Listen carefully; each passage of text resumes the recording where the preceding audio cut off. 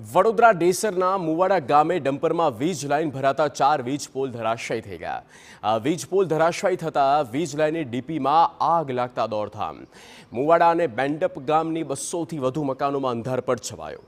ડેસર એમજીવીસીએલના અધિકારીએ તાત્કાલિક સ્થળ પર પહોંચીને વીજ પુરવઠો બંધ કરાવ્યો છે. અન્ય અધિકારીઓ હોળીની રજા પર હોવાથી સમારકામગીરીની કામગીરીમાં વિલંબ થઈ રહ્યો છે.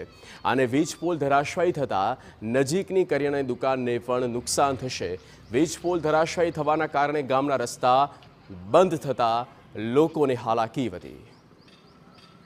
અરે વીજ કર્મચારી રાત્રે આવ્યા ને વાયરને કાપીને છૂટો પાડીને ગયા અને બોલ્યા કે અમારી જોડે કામ કરવાની ટીમ નથી, હોળી કરવા ગઈ છે, માટે અમે ધીરેથી નિર્ણય લઈ માણસો લાવીને જલ્દીથી ઊભો કરવાનો પ્રયત્ન કર્યો એવો જવાબ આપી રહ્યા છે.